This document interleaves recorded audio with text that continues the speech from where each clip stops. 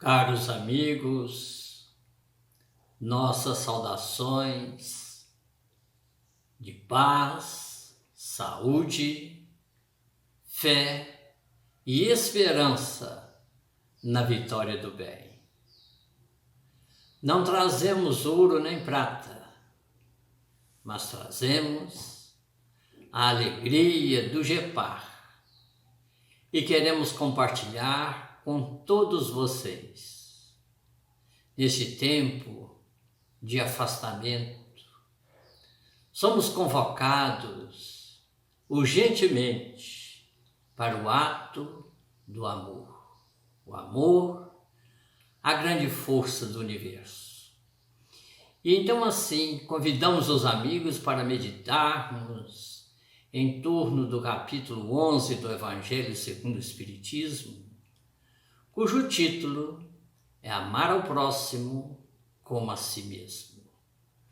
E recordando ali um pequeno parágrafo de Pascal, ele vai nos dizer: se na terra a caridade reinasse, o mal não imperaria nela, fugiria envergonhado, ocultar-se-ia, visto que em toda parte se acharia deslocado. Então, amigos, esse capítulo ele fala do amor. E não consigo imaginar o amor sem a caridade, porque a caridade é o amor em ação. E não consigo também pensar no amor sem pensar nos exemplos, porque na teoria, às vezes, nós somos muito bons, mas os exemplos, às vezes, é que nos tornam difícil para o cumprimento das lições do Evangelho. E pensando nos exemplos, nos recordamos daqueles primeiros dias do ano de 1910, quando o casal Stanislav e Janina Krzanovski aguardavam com grande ansiedade aquela que seria a filha única do casal.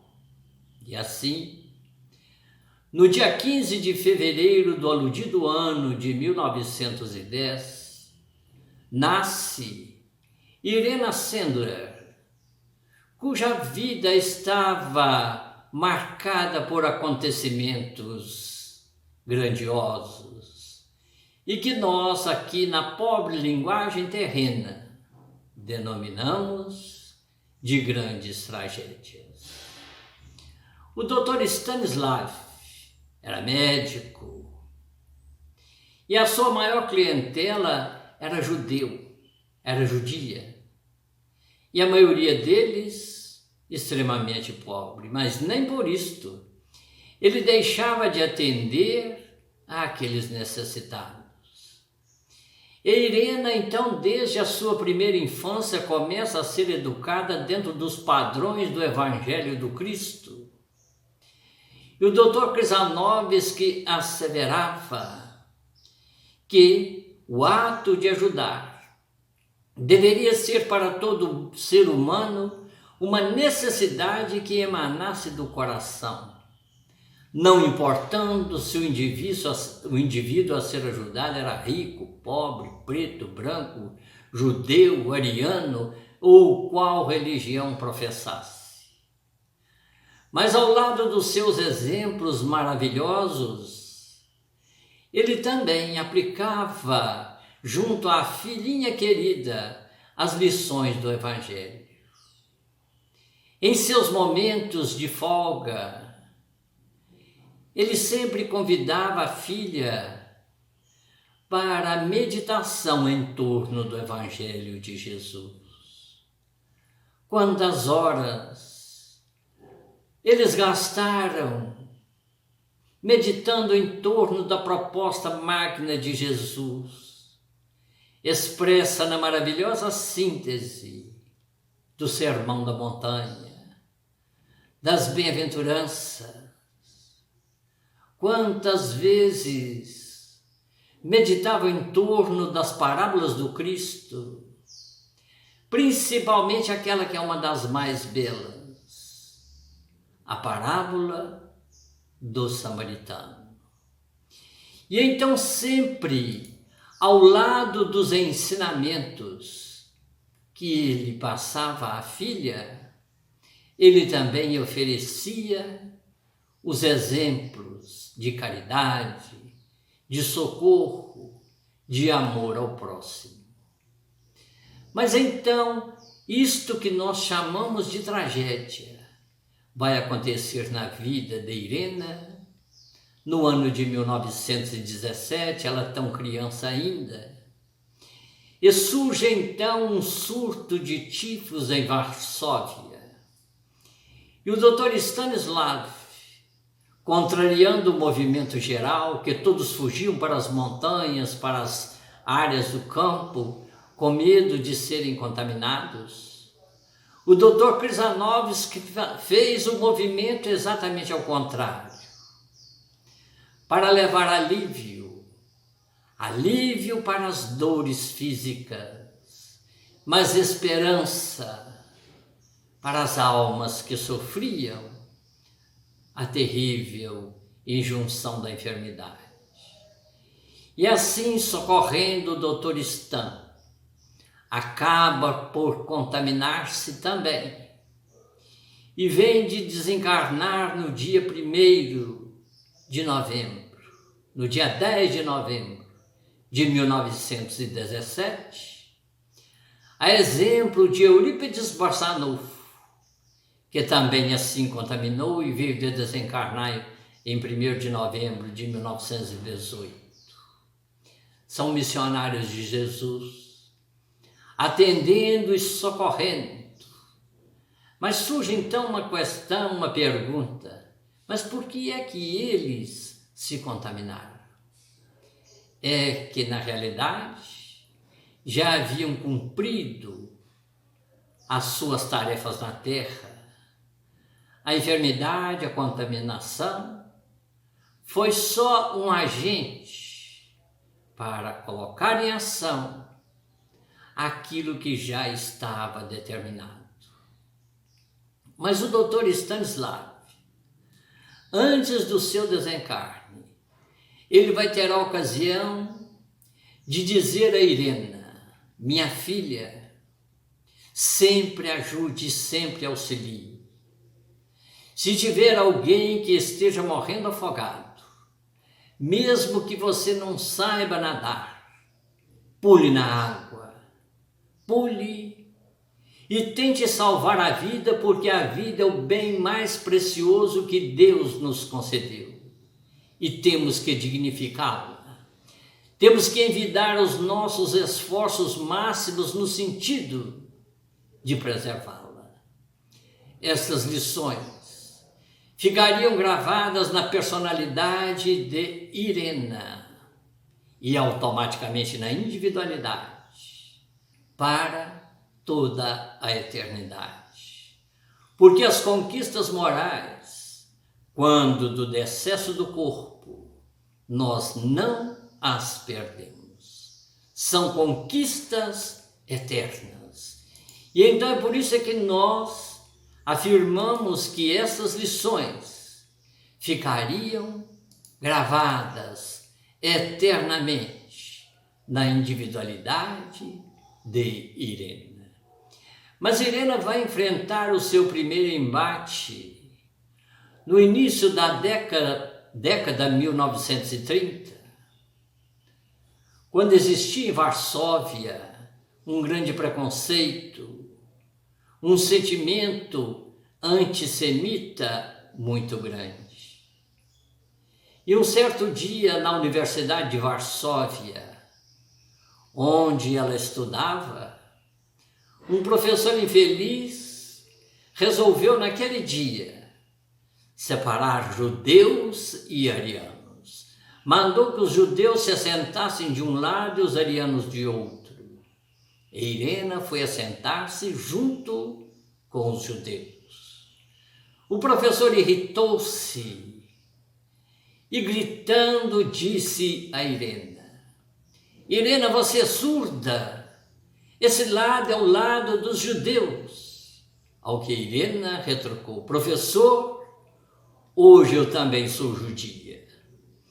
E em virtude daquela sua rebeldia, ela foi expulsa da universidade.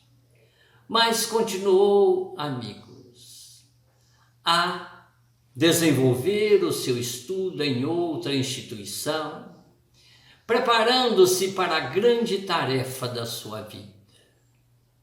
Quando chega o ano de 1939, Irena trabalhava no Departamento de Bem-Estar Social de Varsóvia.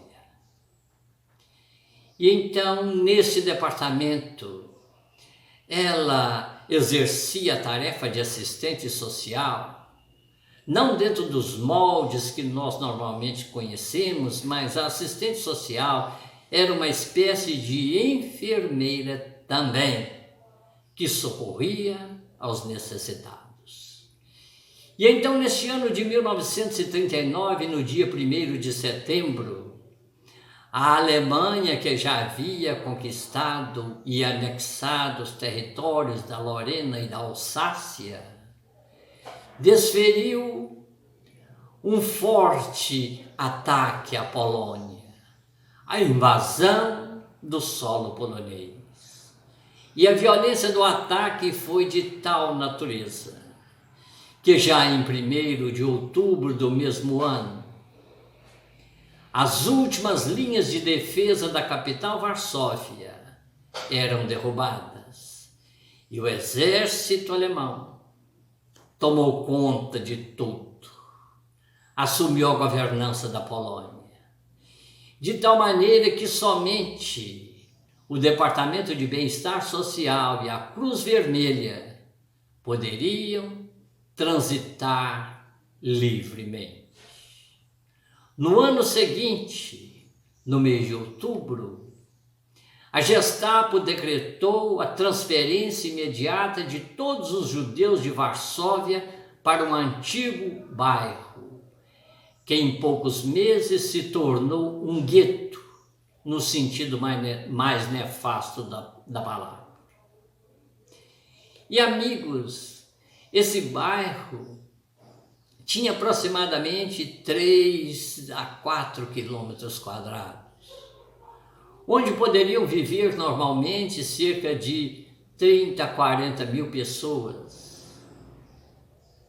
Mas todos os judeus de Varsóvia, quanto também aqueles outros do interior da Polônia, e outros ainda que eram deportados de outros países, foram ali acumulados, chegando este pequeno bairro a ter uma população de 600 mil pessoas. E a gente pode imaginar a grande dificuldade, onde faltava o saneamento básico, até a água para ser consumida, onde faltavam medicamentos, alimentos, agasalhos, porque muitas famílias haviam sido retiradas de casas, ou melhor, arrancadas de casa, somente com a roupa do corpo, e foram ali amontoados. Então a gente imagina a grande necessidade. Mas Irena, então, que já assumira também a tarefa junto ao Departamento Sanitário de Varsóvia, tinha passe livre para entrar naquela área, quanto também visitar qualquer outra que ela assim o desejasse. E ela sempre alegava que iria vistoriar os casos de tuberculose e de tifos. E como os alemães tinham um grande medo da contaminação pelo tifos e também pela tuberculose, permitiam que Irena entrasse livremente. E então Irena alegando que iria buscar determinado cadáver para ser enterrado, entrava com o caixão abarrotado de medicamentos, de roupas e de víveres. E muitas vezes Irena também vestia-se com diversas mudas de roupa para dentro do gueto. Ela então retirava o excesso e doar para aqueles nossos irmãos. A sua tarefa era grandiosa, juntamente com outra Irena Schultz. E elas arrumavam todos os pretextos para penetrarem dentro do gueto. Mas mesmo assim, amigos, neste bairro que revelava por si a crueldade ainda dos seres, de nós, os homens, ainda no nosso período de grande atraso moral, Irena ali era um verdadeiro anjo. E então, amigos, quando chega o ano de 1942, iniciam-se a deportação dos judeus para o campo de Treblinka, o campo de extermínio. E, amigos, nós tivemos a ocasião de conhecer na cidade de São Paulo um sobrevivente do gueto de Varsóvia. E contou-nos esse senhor que a deportação era um ato terrível, porque eram conduzidos em vagões apropriados ao transporte de gado. E esses vagões somente possuíam um pequeno retângulo de 20 por 20 centímetros à frente para a entrada de ar. E os judeus eram prensados ali dentro. E às vezes o trem passava 2, 3 dias parado na estação. A gente pode imaginar. E muitos morriam e continuavam de pé, porque não havia lugar para cair. Então é neste momento que Irena vê que a sua tarefa deve ser ampliada, porque a sua preocupação máxima agora era com as crianças que seriam deportadas juntamente com as suas famílias. Então Irena conseguiu, junto com a outra Irena Schultz, falsificar cerca de 3.000 documentos. E a sua tarefa era exatamente convencer os pais a entregarem as suas crianças a Irena. Uma tarefa difícil, porque abrir mão do próprio filho é algo extremamente difícil. Era a tarefa mais difícil, asseverava Irena. E ela que já havia providenciado a fuga de diversos judeus, através de túnel, através da rede sanitária, através de um túnel que havia nos fundos de uma das igrejas, ela agora tinha a tarefa de salvar as crianças ao máximo, o máximo possível. E então, depois de muito trabalho no convencimento dos pais para entregar a criança, ela registrava esta criança com outro nome, aprontava documentos, sem deixar, contudo, de fazer a anotação com o nome real da criança, o nome da família, e agora o novo nome que ela dava. E ela anotava esses dados em rolinhos de papel de seda, ia montando como se fosse um filmezinho, e esses rolos de papel de seda eram depositados em vidros, em jarros de vidro, muito bem tampados, e eram enterrados no quintal de uma de suas amigas. Porque Irene era aquela mulher que acreditava na vitória do bem. Ela acreditava que no final tudo iria dar certo. Então, por isto, guardava o nome das crianças dentro dos jarros de vidro. E Irene, para retirar as crianças do gueto, ela se utilizava de todos os recursos possíveis.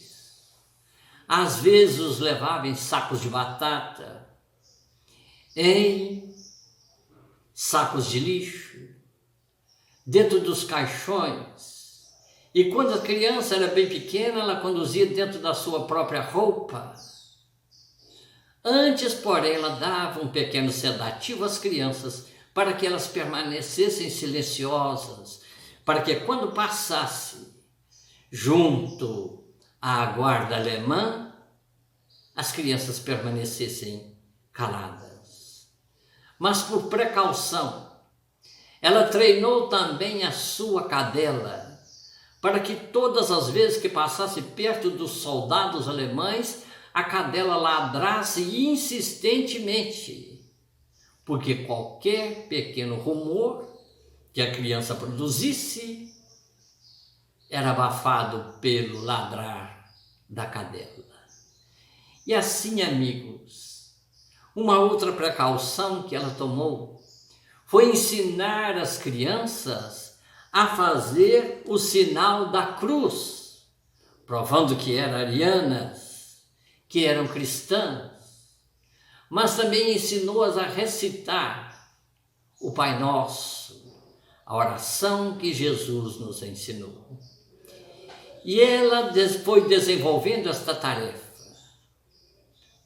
arquivando os nomes naqueles jarros de vidro, até o dia 20 de outubro de 1943, quando então a sua casa, a casa de sua mãe, foi invadida pela Gestapo. Uma de suas amigas colaboradoras havia sido presa e, sob tortura, havia entregue o nome de Irene. E neste dia, então, Irene realizava uma reunião para discutir, para planejar as atividades, a continuidade, para fazer um levantamento, uma avaliação daquilo que a equipe havia conseguido fazer aquela data. Então Irene é presa, mas teria tempo antes, juntamente com seus amigos, de esconderem documentos de uma grande quantia em dinheiro que era arrecadada pela organização judaica Zegota, escreve-se Zegota, mas se lê Zegota. E então ela teve tempo para esconder, mas foi levada à terrível prisão de Paviak, prisão temida por todos já desde o século XIX. Irene é atirada em um galpão imundo, e ali ela encontra um pequeno colchão de palha. E neste colchão de palha ela vai encontrar uma estampa valiosa. Era uma estampa do Cristo, e embaixo estava grafado: Jesus, em vós confio. Jesus, em vós confio. E então aquela estampa passou a ser a fortaleza moral para Irene. Quantas vezes recordava as lições que estudara junto com o seu pai. E narra a própria Irene que ela foi interrogada por um soldado alemão, um rapaz de boas maneiras, que falava fluentemente o português, o polonês. Ele queria saber quem eram os membros do Gegota, onde estariam as crianças retiradas do gueto de Varsóvia, onde estariam os fugitivos que a Irena auxiliou. Eles queriam saber de tudo. E como Irena, uma idealista do amor, do bem, jamais falasse alguma coisa, a sessão de tortura começou. Primeiramente, ele começou a bater nos pés de Irena com um porrete, até quebrar os 2 pés. Depois, ele começou a bater nas pernas e quebrou as 2 pernas de Irena. Irena, então conduzida para o galpão, ali teve as suas pernas enfaixadas pelas colegas e os colegas de prisão. E conta a Irena que os seus ossos foram consolidados de forma tortuosa, de maneira que ela sentia dores excruciantes. E no seu relatório ela ainda diz que todas as manhãs um soldado chegava à porta do galpão e gritava o nome de alguém que nunca mais voltava. Ia para o campo de fuzilamento. E Irena também foi julgada e condenada ao fuzilamento. Mas então, amigos, quando, depois de 3, 4 meses de permanência ali, naquela terrível prisão, Irena ouve o soldado declinando o seu nome. E ela mais uma vez terá a ocasião de olhar aquela estampa: Jesus, em vós confio.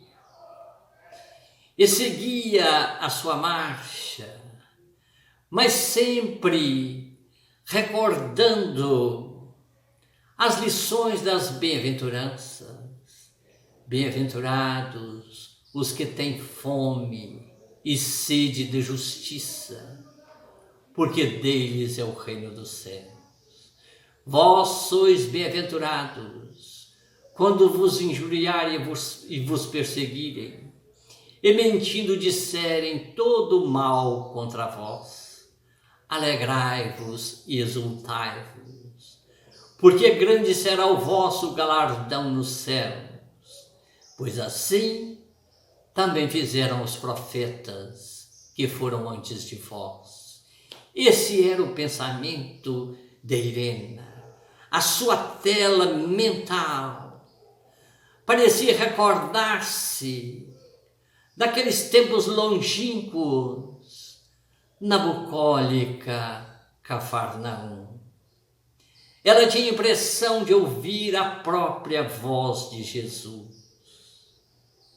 E mais uma vez afirmava para si: Jesus, em vós confio. E então, quando estava acompanhando o soldado a meio caminho, surgiu um oficial SS e tomou Irena das mãos daquele primeiro, dizendo: ela terá que passar por um novo interrogatório antes do fuzilamento. E conduziu Irena na direção oposta. E quando então já estavam encobertos da visão geral, este oficial disse para Irena: corra para salvar a sua vida. Irena correu, afirma ela, com as pernas e os pés que tinha, mas esperava que a qualquer momento ia receber um balaço nas costas. Mas tal não aconteceu. E ela, com aquele pensamento firme: Jesus, em vós confio, em vós confio. Aquele oficial, havia sido subornado pelo pessoal do Gegota para que pudesse libertar Irena. Então Irena volta a Varsóvia e havia ali um grande muro, um grande painel, onde diariamente escrevia os nomes daqueles que haviam sido fuzilados no dia anterior. E quando ela chega a Varsóvia, que olha para o muro, o primeiro nome que ela viu foi o seu, Irena Sendler. Ela modificou a sua identidade, aproveitou-se daqueles documentos falsificados e também organizou para si, para continuar a sua tarefa na clandestinidade. Então assim, Irena continua a trabalhar até o mês de maio de 1945, quando finalmente a guerra chega ao fim. E quando então finalizou-se a guerra, Irena foi ao quintal da sua amiga para desenterrar aqueles potes de vidro com o registro do nome das crianças, porque ela queria fazer uma tentativa de reencontrar os familiares, de devolver às famílias os filhos que haviam sido a ela entregues. E finalmente ela pôde fazer uma contagem daqueles que ela havia salvo. 2.500 crianças. Mas conta Irena que muitos poucos puderam encontrar as suas famílias, porque a maioria das famílias haviam sido dizimadas nos campos de extermínio. E logo após a guerra, o comunismo assumiu o controle da Polônia. E Irena era vista ali como fascista por ter auxiliado os judeus. A sua história, a história de tantos outros, foi apagada da história da Polônia. E agora o comunismo dominando a tudo, Irena continua a trabalhar na clandestinidade, já que era muito mal vista. E a gente imagina, amigos, a quantidade de trabalho de uma pós-guerra, com o país devastado, quantas famílias dispersas, quanta gente a socorrer, quanto amparo a ser oferecido. E então, amigos, quando chega 1965, o Instituto Judaico Yad Vashem concede a Irena uma comenda, a comenda de A Justa entre as Nações. Mas o regime comunista, cortina de ferro, impediu-a de viajar a Israel para receber a comenda tão merecida. Mas, caros amigos, a provação chega ao momento do seu final. E assim, 16 de outubro de 1978, um cardeal polonês, de nome Karol Józef Wojtyła, é elevado à condição de chefe supremo da Igreja Católica. Será o então Papa João Paulo II. E no ano seguinte, no dia 2 de junho de 79, ele visita a Polônia e ali na Praça da Vitória celebra uma missa para milhões de pessoas e recebe de Irena aquela estampa que ela havia encontrado em um colchão de palha na prisão de Paviak. Jesus, em vós confio.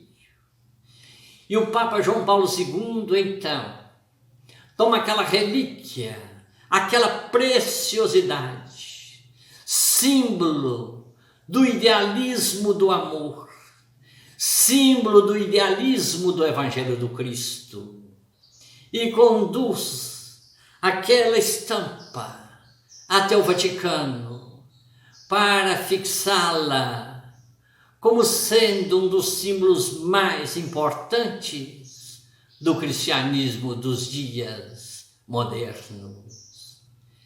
Então, amigos, com a presença do Papa polonês, o regime comunista começa a sofrer grande pressão internacional.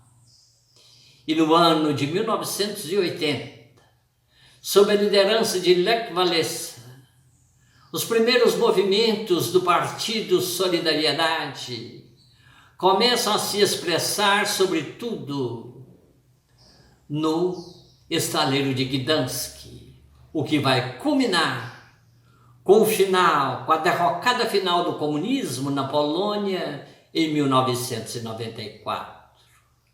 Mas em 1983, finalmente, Irena pôde viajar a Israel e receber a comenda tão merecida, ocasião em que foi plantada uma árvore em sua homenagem.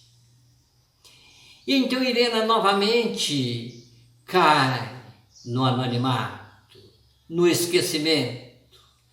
Mas quando chega final de 1999, um professor da Universidade de Uniontown, no Kansas, nos Estados Unidos, propõe a 4 meninas, Megan Stewart, Elizabeth Chambers, Jessica Shelton e Sabrina Kunz, a desenvolverem um trabalho de história sobre o Holocausto. E entrega a elas um pequeno recorte de jornal que falava de uma mulher que havia salvo a vida de 2.500 crianças no gueto de Varsóvia. A princípio julgaram que havia um erro gráfico, talvez fossem 250 ou 25. Mas as meninas começam então a pesquisar para entregar o trabalho no ano seguinte.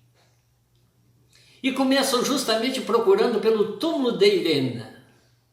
E vão descobrir que Irena está viva. Ela está perfeitamente viva em um lar de idosos em Varsóvia, presa em uma cadeira de rodas, que ela dizia da herança recebida da Gestapo. E então essas meninas não só fazem o trabalho da escola, mas escrevem uma peça de teatro, The Life in the Jar, a vida dentro de um jarro. E essa peça ganha um grande sucesso. Rapidamente atravessa os Estados Unidos de uma costa a outra, sobe ao Canadá, viaja à Europa, e quando era apresentada pela 250ª vez, então o professor Conrad, junto com as 4 meninas, viajam a Varsóvia para conhecer pessoalmente a Irena. E então, amigos, é aquela alegria de encontrar uma verdadeira trabalhadora, uma verdadeira missionária de Jesus, que mesmo presa a uma cadeira de rodas e já com a idade avançada, continuava a trabalhar em favor dos outros moradores, dos outros internos daquela casa para idosos, auxiliava a pentear os cabelos, a arrumar as roupas, a cortar as unhas, porque o amor é esse dinamismo que não se interrompe. Então é por isso que quando falamos do Evangelho do Cristo, não podemos divorciá-lo dos exemplos grandiosos da história. Irena vai permanecer conosco até o dia 12, 12 de maio de 2008, quando ela então é chamada a trabalhar em outras vertentes da vinha do Senhor. É um momento de grande alegria no mundo espiritual, porque o próprio Jesus quem vai receber Irena e abraçando-a lhe diz: passai à direita, ó estrela bendita do meu Pai, porque eu tive fome e me deste de comer. Eu estive enfermo e me medicastes. Eu tive frio e me agasalhastes. Eu tive fome e me alimentastes. Irena, na sua simplicidade, na sua humildade, essa humildade característica dos missionários do Cristo. Senhor, quando foi, Senhor, que eu fui te visitar? Ah, Irena, quando socorrestes aqueles pequeninos, ainda mais pequeninos, do gueto de Varsóvia, foi a mim, Irena, que socorrestes. Portanto, passai à direita, estrela bendita. E então, amigos, na poética da alma, os astrônomos naquela noite de 12 de maio registraram a presença de uma estrela nova que fulgurava nos céus planetários. Era Irena a emitir, a irradiar a sua luz em direção a todos nós, para que nós possamos encontrar coragem, fé, disposição para buscar um comportamento ético, moral, em conformidade com o Evangelho de Jesus. E o nosso jornal Estado de São Paulo, no dia seguinte, no dia 13 de maio, vai publicar uma pequena nota de 11 linhas. Faleceu ontem em Varsóvia Irena Sendler, a mulher que salvou a vida de 2.500 crianças no gueto de Varsóvia. Morreu aos 98 anos de idade. Então, caros amigos, vai nos escrever Fenelon em O Evangelho segundo o Espiritismo, capítulo 11, item 9. O amor é de essência divina, e todos vós, do primeiro ao último, tendes no fundo do coração a centelha desse fogo sagrado. O exemplo de Irena pode ajudar-nos a mudar o mundo. Bastará que cada um de nós que ouça a sua história tente fazer um ato de bondade por outro ser humano, dia após dia, dia após dia. E Fenelon, continuando, vai nos dizer: amados irmãos, aproveitai dessas lições. É difícil praticá-las, porém a alma colhe delas imenso bem. Crede-me, fazei o sublime esforço que vos peço. Amai-vos, e vereis a terra em breve transformada num paraíso, onde as almas dos justos virão repousar. Este capítulo 11, amigo, nos leva, nos convida a profunda meditação, olhar sobretudo os exemplos deste amor. O que é este amor do qual nos fala Jesus? É Mateus quem vai nos dar o roteiro no capítulo 7, versículo 12 do seu Evangelho. Fazei aos homens tudo o que queirais que eles vos façam, pois é nisto que consiste a lei e os profetas. Referindo-se àquele diálogo do doutor da lei, orgulhoso, vaidoso, que interroga Jesus: Senhor, qual é o maior mandamento da lei? Ao que Jesus responde: amar a Deus sobre todas as coisas. Amar a Deus de toda a sua alma, de todas as suas energias, de todo o seu entendimento. Este é o maior de todos os mandamentos.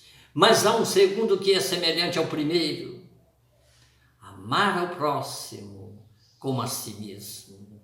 E novamente vamos recorrer ao Evangelho para que possamos então consolidar este conceito. E é Lucas agora que nos fala: tratai todos os homens como quereríeis que eles vos tratassem. E então, amigos, fica ainda uma interrogação: qual é a intensidade do amor que devemos ter para com o próximo? É Jesus quem nos fala: que vos ameis uns aos outros como eu vos amei. Então, amigos, neste momento estamos sendo convocados, convidados para o ato de amar, para seguir o exemplo de grandiosas almas, como a de Irena Sandler, que é uma verdadeira heroína, mártir do Evangelho do Cristo. Que Jesus possa estar conosco, que possamos nós despertar para o pensamento novo. Jesus, amigo, companheiro de todos os momentos de nossas vidas, nós te agradecemos, amigo, por mais esta oportunidade. Mas rogamos a Ti mais uma vez, Senhor, que ilumine as nossas consciências, que fortaleça em nós, Senhor, a vontade de trabalhar nos caminhos do bem. Insufla em nós, Senhor, esta coragem para atender os necessitados, os que sofrem. Mas neste momento também, amigo, nós que recebemos tanto do seu Evangelho, ora revivido através de um dos teus mais lúcidos discípulos, Allan Kardec, nós que recebemos tanto, queremos rogar a Ti, Jesus, em favor dos que sofrem, em favor daqueles que se encontram tão confusos e amedrontados diante desses últimos acontecimentos da pandemia. Consola, Jesus, os seus corações. Insufla em cada uma destas almas, Senhor, a esperança, a fé e a confiança. Mas também, amigo, te rogamos em favor dos nossos irmãos que sofrem as enfermidades físicas e morais. Que o teu bálsamo de luz, que o teu bálsamo de amor, Senhor, possa envolver a todos esses irmãos, e que eles possam encontrar refrigério para as suas almas, para as suas consciências, nas lições do teu evangelho de amor e na certeza, amigo, do exemplo que o Senhor mesmo nos deu após deixar vazia a sepultura. Portanto, Jesus, neste momento de gratidão, te rogamos, mais uma vez, ensufla em toda a humanidade a fé, a confiança e a esperança na vitória do bem. Que assim seja. Que Deus nos abençoe. Paz, luz e esperança a todos. Que Deus nos abençoe.